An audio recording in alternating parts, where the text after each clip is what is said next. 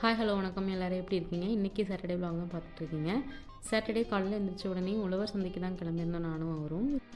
மேரேஜுக்கு முன்னாடியெல்லாம் உழவர் சந்தைக்கு போனாலும், இல்ல நார்மல் சந்தைக்கு போனாலுமே அம்மா கூட போகும்போது நல்லா சுத்தி பார்த்துட்டு கடைசியில ரிட்டர்ன் வரும்போது தான் ஒரு ஒரு கடையிலயும் என்னென்ன நல்லாயிருக்குன்னு சொல்லி பார்த்துட்டு வாங்கிட்டு வருவாங்க. அதே மாரி தான் இருந்துச்சு எனக்கும்.